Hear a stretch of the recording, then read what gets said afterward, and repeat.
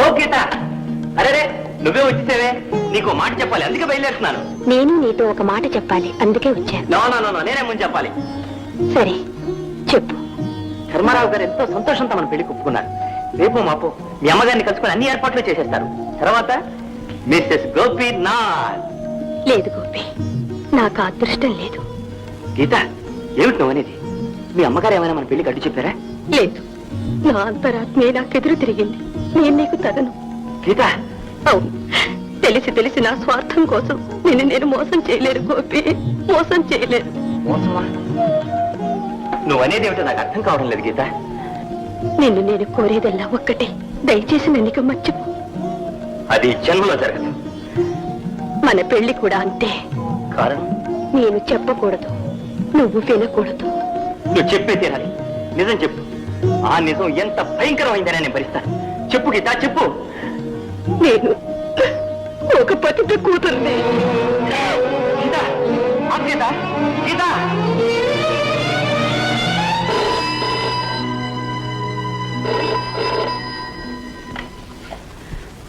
Hello, SP గారా? Good morning sir. అర్జెంట్గా రావాలా?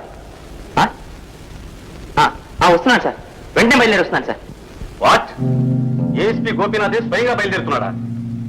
ఏమిటి, మన ప్రోగ్రామ్ మార్చడమా? నానా, అనుకున్న ప్రకారం పోలీసులు ఎదిరించండి. ముఖ్యంగా ఏఎస్పీ గోపీనాథ్ ప్రాణాలతో ఉండటానికి వీల్లేదు. సతీష్, ఇక నువ్వు కదవాల్సిందే. నేను ఎందుకు? గోపీనాథ్ను అంతం చేయడానికి. సారీ శేఖర్, మన ఒప్పందం ప్రకారం హత్యలు చేయడం నా పని కాదు. కూలీలు చేయడానికి కూలి వాళ్ళు చాలు. ఒక్కరు కాదు, 10 మంది గోపీనాథుల్ని దారి పొడుగునా ఉండమని. వాళ్ళ కళ్ళు కప్పి గూడ్స్ గోడౌన్స్ కు చేర్చే తెలివి నాకు ఉండొచ్చు. కానీ ఇది కేవలం నా సొంత విషయం. గోపీనాథ్ అంతా అయ్యే తీరాలి. ఈ పని ఇంకొకరికి అప్పగించడంలో నాకు నమ్మకం లేదు. నువ్వే చెయ్యాలి. నేను చెయ్యను, చేసే తీరాలి. అదే నీ పట్టుదలైతే నీతో విడిపోవటానికి కూడా నేను సిద్ధమే. భలేవాడి లేరా, నేనేదో మాట వరుస కంటే కొంత సీరియస్ గా తీసుకుంటామే. పర్వాలేదు లేరా, ఇందులో బలవంతం ఏమీ లేదు. ఆ పనికి ఇంకొకటి పంపిస్తాను. నేను ఇక వెళ్ళొచ్చు? ఎస్.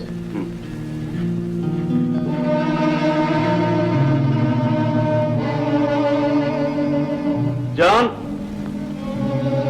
అంత విన్నాను బాస్. ఎంతవరకు సతీష్ నావాడే అనుకున్నాను. నా చూడు, వీలు చూసుకునే వాడిని. Okay boss.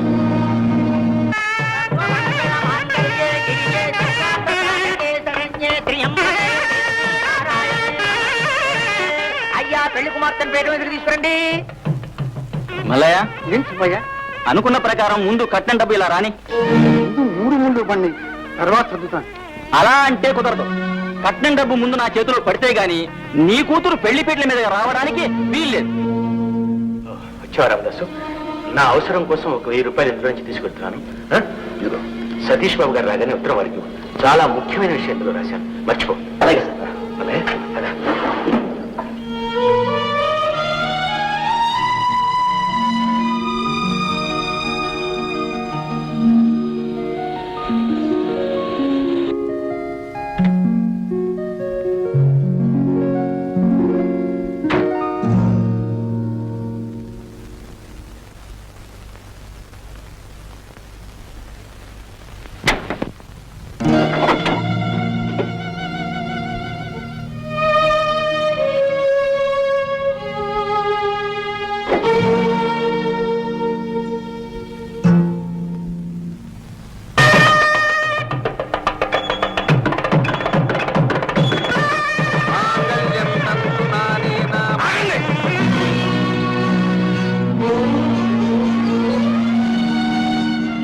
జరగడానికి వీలేదు.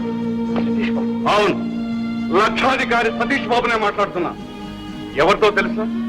విద్యావంతుడైన ఒక విశ్వాసఘాతకుడితో. అన్నం పెట్టిన తోటే కన్నం వేసిన ఒక దొంగ. దొంగ? అవును, సాక్షితోటే కన్నం వేసిన ఒక దొంగ. దొంగ? అవును, సాక్షి. ఈ డబ్బు నేను దొంగిలించి తీసుకురాలేదు సార్. నా కష్టంలో నుంచి తీర్చుకుంటానని రాసి మరి తెచ్చాను. ఆ నిర్ణయం తీసుకునే హక్కు నీకు లేదు. పెత్తనం నీ చేతికిచ్చానని నీ పేరు ప్రతిష్టలు పెంచుకోవడానికి నా అనుమతి లేకుండా నా ఆఫీసులో నుంచి నా సొమ్ము కాజేస్తావా? ఇది దొంగతనమే కాదు, దోపిడీతనం.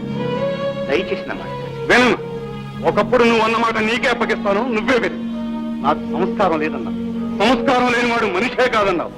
ఇదే నా సంస్కారం. ఇది సంస్కారానికి సంబంధించిన విషయం కాదు, ఒక ఆడపిల్ల జీవిత సమస్య. ఆ డబ్బు ఇలా పిండి ఈ కాపురం నిలబెట్టండి. వీలే. అలా అనకండి, ఈ పెళ్లి ఆపు చేయకండి. మీ కాలు అయ్యా నీలాంటి పుణ్యాత్ములు కేవలం డబ్బు కోసం ఈ కసాయవాడి కాలం మీద పట్టాలని నిర్ణయించింది. దీనికంతటికీ కారణం మా నాన్న. డబ్బు కోసం మా నాన్న గడ్డి తినబట్టి మీరు ఈ పని చేయవచ్చు.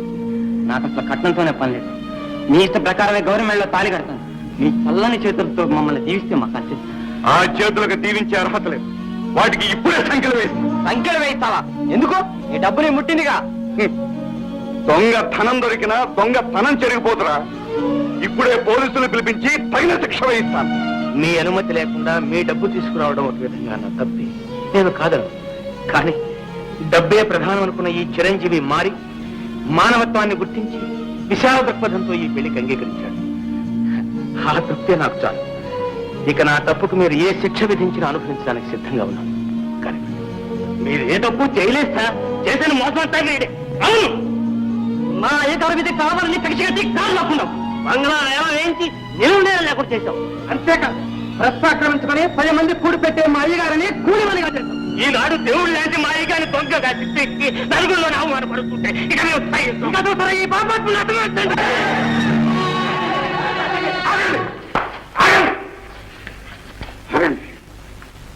నేను పాపాత్ముంటాను, మీరంతా పుణ్యాత్ములా. నేను వారిని నాశనం చేశాను, మీరంతా ఉత్తరించారు. ధర్మారావు గారు,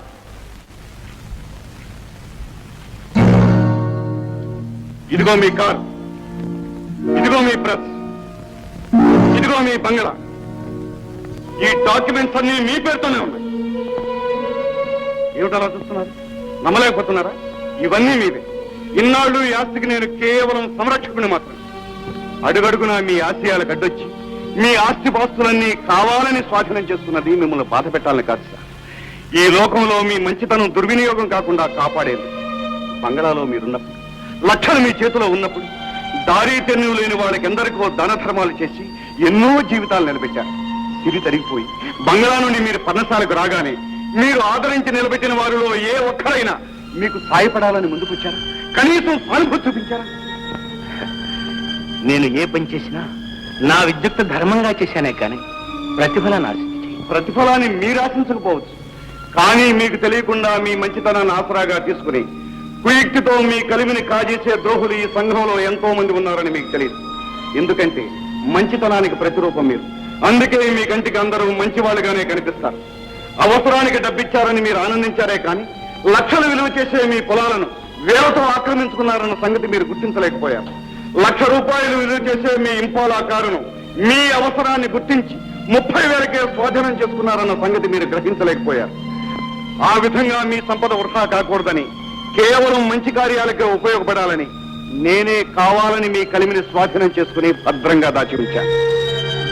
మీరంటే ఇంత గౌరవం ఉన్న నేను ఇంతమంది ఎదుట మీ ఎడల ఈ విధంగా ప్రవర్తించింది మిమ్మల్ని అవమానించాలని కాదు సార్, ఇలాంటి వాళ్లకు బుద్ధి చెప్పాలని.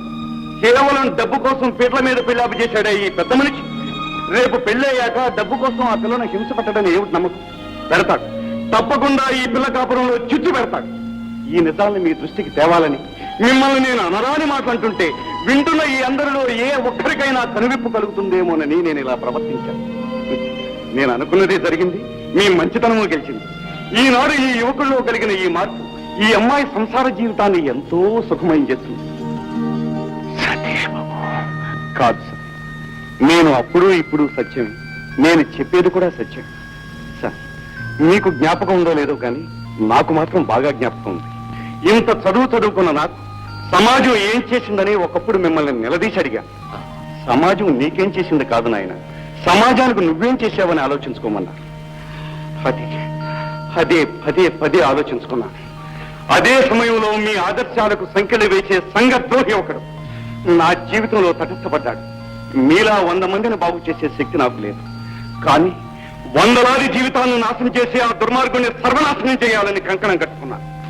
అందుకే పేరు మార్చుకున్నాను, వేషం మార్చుకున్నాను. స్నేహితుడిగా నటించి వాడి రహస్యాలని కనుక్కున్నా. ఇప్పుడు ఏ క్షణంలోనైనా వాడిని చట్టానికి పట్టించగలను. సమాజానికి చేయగలిగిన సేవ ఇదేనని తృప్తి పడుతున్నాను సార్. సత్యం నాయనా, నాకు తెలుసు నాయన, ఏనాటికైనా నీ నమ్మకాలను మార్చుకుంటావని నాకు బాగా తెలుసు. చేతనైనంత వరకు సంఘంలో మంచిని పెంచడానికి నేను ప్రయత్నం చేశాను, చెడును తుంచడానికి నేను ప్రయత్నం చేశాను.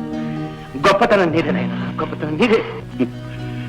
నీ నుంచి ఆశించేది గొప్ప కాదు, మెప్పు కాదు సార్. నాకు కావాల్సింది నా బిడ్డ, ఒక్కగానొక్క బిడ్డ. ఎక్కడున్నాడు, ఎలా ఉన్నాడు? చదువు సంస్కారం రెండూ ఉన్న నిండు మనిషిగా తయారయ్యాడు.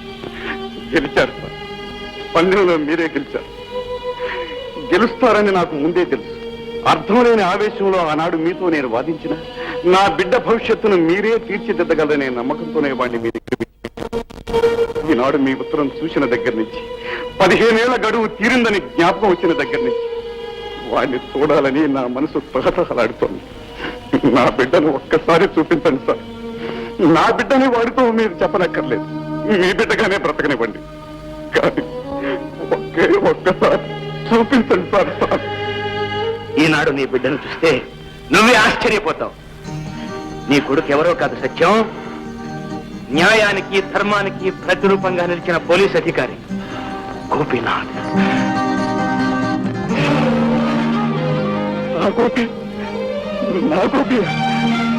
నా బిడ్డ ప్రాణ పరిస్థితిలో ఉన్నాడు, వెంటనే కాపాడుకోవాలి. ఇన్ఫర్మేషన్ ప్రకారం ఈ గూడ్స్ అంతటిని ఈ అడ్డదారినే వెళ్ళి మన గొడవలకి చేర్చండి. ఈ దారిలోనే పోలీసులు మన కోసం కాచి పెట్టుకుని ఉన్నారు. వాళ్ళలో ఏ ఒక్కరూ మిగలకూడదు. ముఖ్యంగా ఏఎస్పీ గోపీనాథ్ సచ్చే తీరాలి. ఇది మన భాష ఆర్డర్. సరే, వెళ్ళండి వెళ్ళండి, కూర్చోండి కూర్చోండి.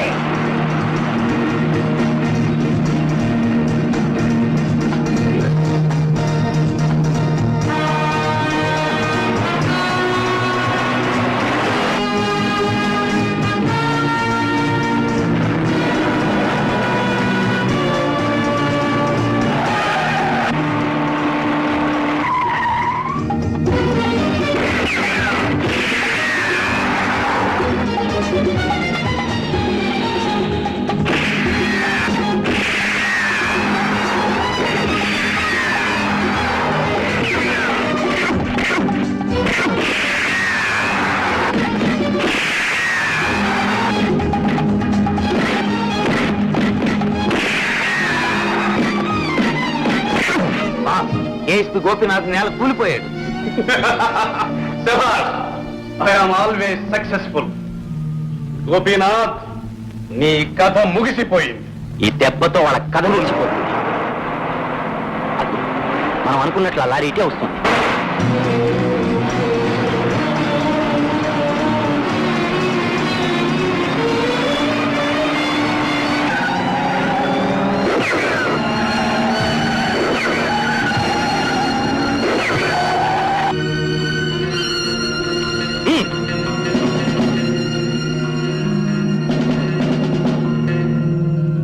సామానంతా స్వాధీనం చేసుకోండి. ఏఎస్పీ గోపీనాథ్ ఎక్కడ? తెలీదు తెలీదు తెలీదు చెప్ప.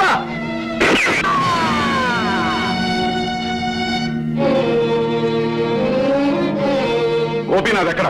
నాకు తెలియదు. చెప్తావా లేదా? గోపీనాథ్ యోగక్షేమాలు మాకు వెంటనే తెలియాలి. చెప్పు. వారి ఈ ప్రాంతాలకే రాలేదు సార్. భగవంతుడా, నువ్వున్నా.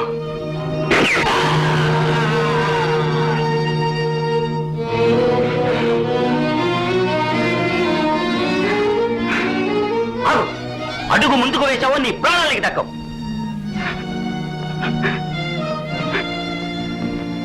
నీ చేతుల్లో నా ప్రాణాలు పోవటం నా అదృష్టంగా భావిస్తాను ఆయన. ఇదిగో ఈ రివాల్వర్ కూడా తీసుకో, రెండిటితో ఒకేసారి కాదు. గోపి, ఆగు నాయనా, ఆగు. సార్, ఇంతవరకు మీ మాట నేను ఎప్పుడూ కాదనలేదు. కానీ ఈ విషయంలో మాత్రం నన్ను కాదనకండి. వీడు సంఘద్రోహి, దేశద్రోహి. ప్రత్యక్షంగా నా కడుపుతో నేనే చూశాను. వీడిని మాత్రం వదలడానికి వీలే. నువ్వు పొరపాటు పడుతున్నావు నాయనా. నిజం తెలిస్తే నువ్వే ఆశ్చర్యపోతావు. ఇతను ఎవరో కాదు, నీ కన్న తండ్రి. సార్, అవును నాయనా, ఆనాటి సత్యమే ఈనాటి సతీష్. ఈ నిజాన్ని నేను భరించలేను. నా తండ్రి విద్యను ద్వేషించేవాడంటే సహించాను. మూర్ఖత్వంలో నా తల్లిని బలి తీసుకున్నాడన్నా కూడా బాధపడలేదు. కానీ నా కన్న తండ్రి సంఘంలో ఒక చీడ పురుగని తెలిసి నేనెంత కుమిలిపోతున్నానో మీకు తెలియదు. చూసే కళ్ళను వినే చెవులను మాత్రమే నమ్మకూడదు నాయన.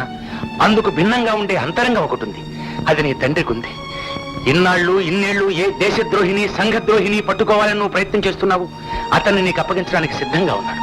అవును బాబు, ఇంతకాలం వాళ్ళలో ఒకటిగా చేరి కలిసిమెలిసి తిరిగినట్టు నటించి వాళ్ళ రహస్యాలన్నీ తెలుసుకున్నాను. ఈ రోజే ఆ రాజ్యాన్ని నీకు అప్పగిస్తాను. బాబు పద.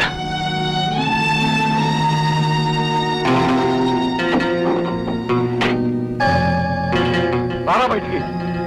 ఎక్కడా మీ పాస్? తెలీదు. తెలీదు? నన్ను చంపకండి వారు.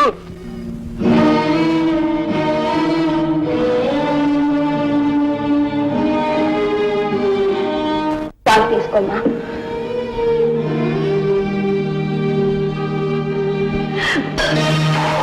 అమ్మా, అమ్మవని నిన్ను చెప్పుకోవడానికి నిజంగా నేనెంతో గర్విస్తున్నానమ్మా. కన్న బిడ్డ కళంకిని కాకూడదని, నా కథతో పాటు నీ కథ కూడా ఒకేసారి ముగించుకోవాలని పాలల్లో విషం కలిపావు కదమ్మా. గీత, నీ బిడ్డ చావు కళ్ళారా చూడలేక నాకంటే ముందు నువ్వే అంతమైపోవాలనుకున్నావు. వద్దమ్మా, నువ్వు చనిపోకూడదు. నువ్వు బ్రతకాలమ్మా. నా కోసం నువ్వు బ్రతికే తీరాలమ్మా. గీత, వారు వచ్చినట్లున్నారమ్మా. వచ్చాడా?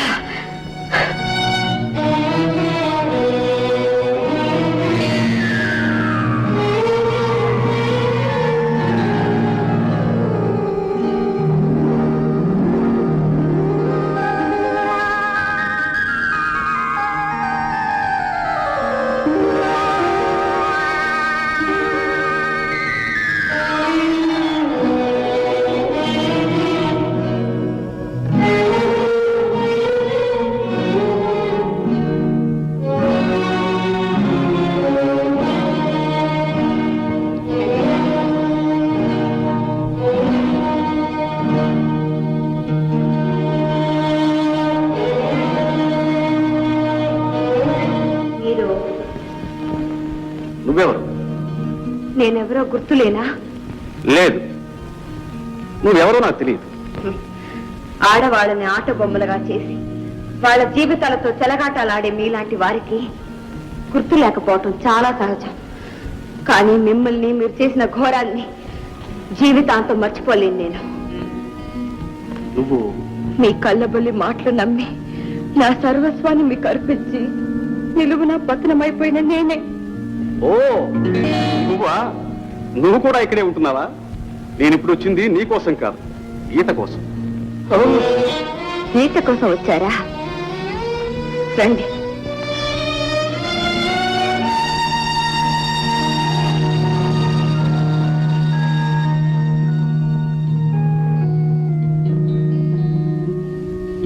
రండి. అదిగో గీత, మీరు ఏది కోరుకున్న గీత. మీ అమానుషత్వానికి ఆహుతి అయ్యేందుకు బలిపీఠం మీద సిద్ధంగా ఉన్న గీత. మీ గీత. గీత, ఆగండి. అడుగు వేసే ముందు గీత ఎవరో తెలుసుకుని మరి వేయండి. రాధా, గీత ఎవరో కాదు, సాక్షాత్ మీ బిడ్డ, మీ రక్తం. కాదు, నువ్వు అబద్ధం చెప్తున్నా. లేదు, దైవ సాక్షిగా చెప్తున్నాను. ఇది నిజం. మీరు నన్ను శాశ్వతంగా మర్చిపోయినా పర్వాలేదు, కానీ దయచేసి ఆ రోజు ఒక్కసారి గుర్తు తెచ్చుకోండి. గర్భవతిగా వచ్చి మీ ముందు నిలిచి మీ నీడలో చోటివ్వమని ఎంతో ప్రాధాయపడ్డాను. కానీ నన్ను కనికరించకపోగా అనరాని మాటలన్నీ అవమానించి నన్ను నడి వీధిలోకి గెంటేశారే, గుర్తుందా? ఆనాడు నా కడుపులో పెరిగిన బిడ్డే ఈనాడు మీ కళ్ళ ముందున్న గీత. నా మాట నమ్మండి.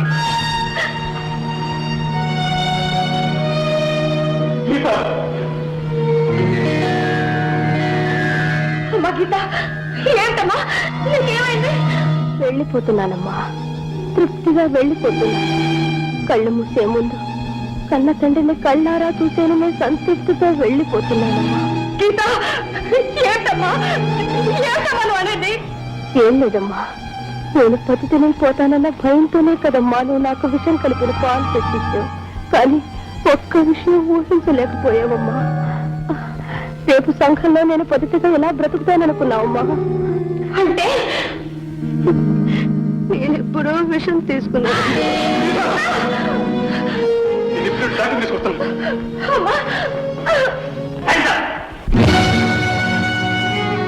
నీ రహస్యాలన్నీ తెలిసిపోయాయి. మర్యాదగా లొంగిపో. నాకు మీరు ఏ శిక్ష విధించారు సిద్ధం, కానీ ప్రాణాపాయంలో ఉన్న నా బిడ్డను బ్రతికించాలి. నీ బిడ్డ నువ్వు ప్రేమించి పెళ్లి చేసుకోపోయి నీ గీత సత్యం. గీత ఎవరో కాదు, నీ ఒక్కగానొక్క చెల్లెలైన రాధ బిడ్డ. సౌభాగ్యంలో ఉంది.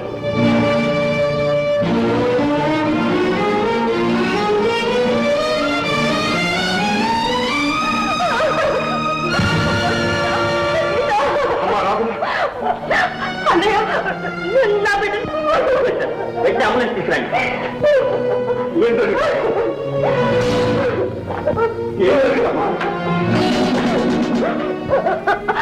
ఏం జరిగిందమ్మా? గీత గీత విషం తీసుకుందన్నయ్యా. విషయం తీసుకుందా?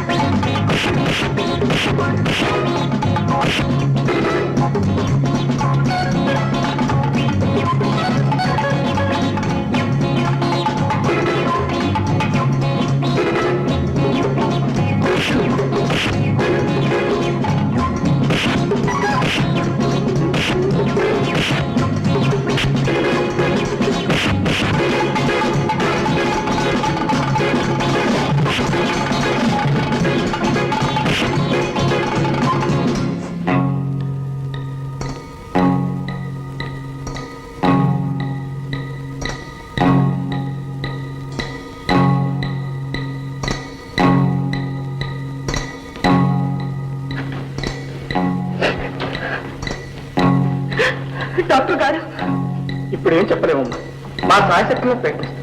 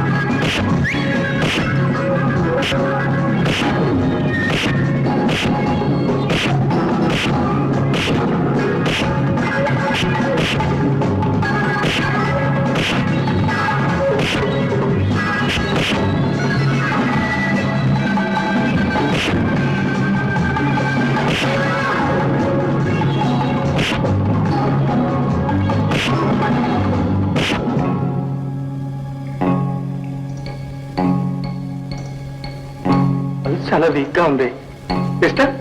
గవర్నమెంట్ ఇంజక్షన్ రెడీ చేసి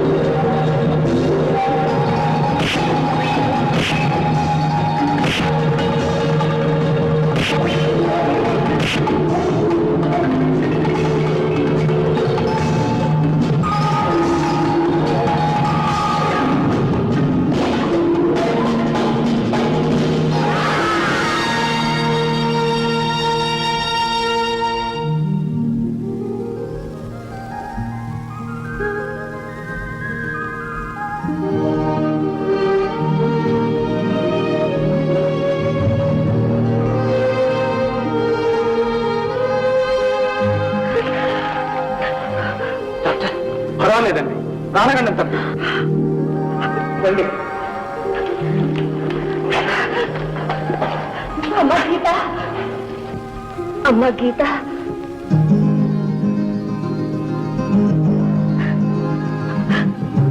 గీత తల్లి. Gopi, yes sir. కంగ్రాచులేషన్స్. ఎస్పీగా నీకు ప్రమోషన్ వచ్చింది. అంతేకాదు, నువ్వు చేసిన ప్రజాసేవను గుర్తించి ప్రభుత్వం నీకు బంగారు పథకం బహుకరించడానికి నిర్ణయించిందన్న వార్త నాకు ఇప్పుడే తెలిసింది. ఈ సంతోష సమయంలో ఈ హారం నన్ను వేయి. ఈ హారం వేయవలసింది నాకు కాదు సార్, నన్ను తీర్చిదిద్దిన వీరికి, చదువు సంస్కారానికి పరిపూర్ణమైన ప్రతిరూపంగా నిలిచిన ఈ మహా వ్యక్తికి. లేదు నాయన, నా పట్ల నీకున్న కృతజ్ఞతాభావంతో అంటున్నావే కానీ నేను ఒక మామూలు మనిషిని. చదువులో సంస్కారంలో పరిపూర్ణత్వం పొందిన మానవులు ఎవ్వరూ లేరు. చదువు సంస్కారాలనేవి అనంతమైనది, అవధులు లేవు.